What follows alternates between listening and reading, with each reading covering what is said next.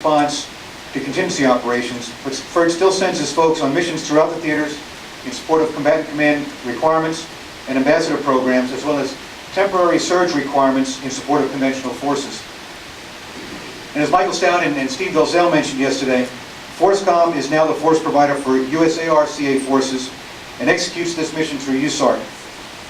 USACAPOC's primary focus is support to conventional forces, conventional operations, but we also continue to provide support to other theater requirements, and under ARFAGEN, we have the capability to deploy fairly rapidly in support of contingency operations. A secondary purpose of this slide was to show USAR, CA, and SIAP force packages converging on a mobilization station currently at Fort Bragg and linking up with the Army Brigade combat teams before deployment into theater. In a perfect world, and perhaps in future operations this will be the case, but as pointed out yesterday, our forces are on a different rotational timeline than the active component conventional force, and we're linking up with our supported units in theater. The best we can do is try to get our folks out to the combat training centers to train with their supported units during mission rehearsal exercises. As I mentioned a moment ago, our current mob station is Fort Bragg. There is a good possibility that we may have two mob stations in the future, one on the East Coast, most likely Fort Dix, New Jersey, and one on the West Coast, possibly Fort Honolulu, California. Next slide. I didn't create this chart either. It comes from the Army Reserve Implementation Order for the management of the Army Reserve Expeditionary Force packages. Determining our ARAF ARFAGEN requirements and integrating them into the training deployment sequence depicted here has been a major objective of ours for some time. And we think we finally got a handle on it and locked in our forces, locked in our units to this process just 2 weeks ago. To break the slide down for you, in the vertical columns we have a 5-year cycle, FYs 08 to 12 from left to right. In the horizontal rows we have 10 force packages of units, paired 2 per year from top to bottom. If we take the first row, packages 7 and 8, we see that in FY08, that package is in the available phase, meaning it's either deployed in a deployment expeditionary force or deployable in a contingency expeditionary force. At the end of its available cycle, those units redeploy and move into a 3-year reset train cycle where the units reconstitute, send people to schools, participate in individual and low-level collective training, and other requirements. In FY12, they move into a ready phase where they conduct higher-level collective training events, such as at the combat training centers, and are fully sourced for pending employment. The time frame depicted in red and yellow along that line constitutes their stabilization or dwell time.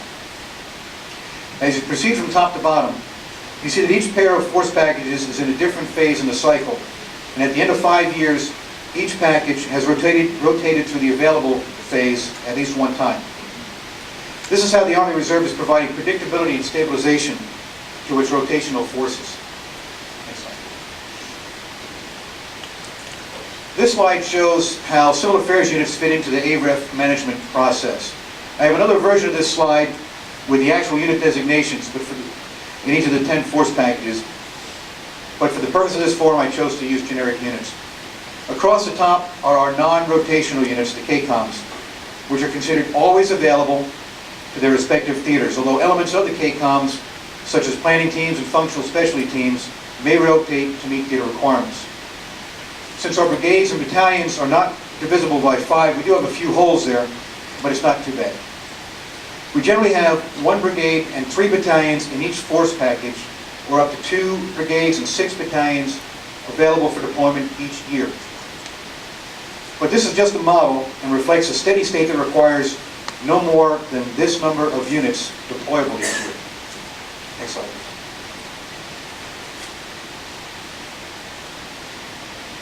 Can't see the colors very well, but this slide depicts where we really are, given operational requirements today. The colors under the available is supposed to be green, the reset train is red, and ready looks amber or yellow. But this slide, for illustrative purposes, I'm going to focus on the CA battalion and below in the CENTCOM AOR. We have a requirement today for 4 battalion headquarters and 19 CA companies. Based on the forces available, you see we're on a 1 in 3 rotation cycle versus the 1 in 5 in the model. This is our spin rate. We're in a constant surge where we're pulling from the ready and reset train cycles early to meet current demands. If you're in the box, the units before you are also the rotation after next. This is no different from what many of the active component units in the Army are experiencing today. But wait, there's more. We also have the dilemma of deploying a force to meet the modular needs of the Army, while that force is structured under what we'll call a legacy MTEL. I think Brigadier General McNeil's rundown of his numbers yesterday illustrates how painful this is for all of us. Our conversion to the modular design, which we believe is about right for the tactical side, lags the Army by 3 years. On top of that, current theater requirements call for more CA companies, which are aligned to brigade combat teams, than it does battalion headquarters, which are aligned to division headquarters. So you said, as you may have seen earlier, not all the pieces of a unit may deploy at the same time. Next slide.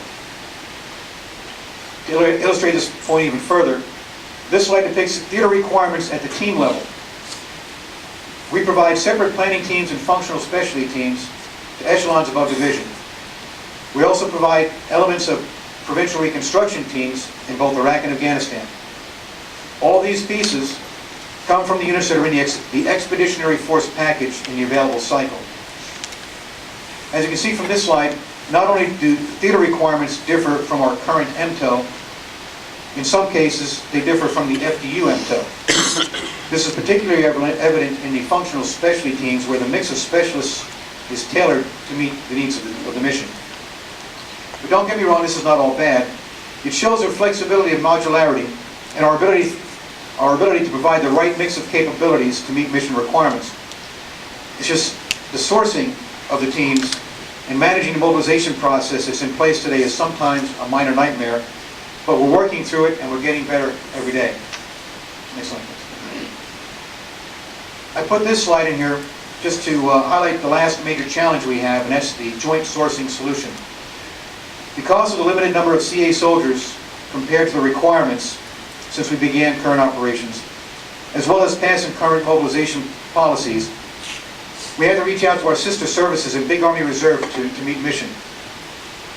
You can say that the joint sourcing solution of the last 2, maybe even the last 3 years, or 3 rotations, has been a bridging strategy while we allow our soldiers and units to achieve dwell.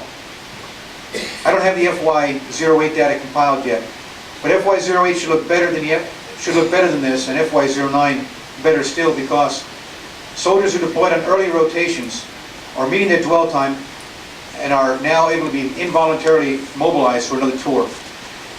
We're also at the beginning of our MTO conversions this year, which gives us the right structure and personnel authorizations for the mission we're doing.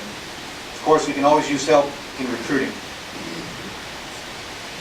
In summary, I've highlighted some of the challenges that we at USACAPOC face in committing civil affairs forces to the fight. But as our KCOM commanders pointed out yesterday, the soldiers of KPOC continue to do what they do best to secure the victory.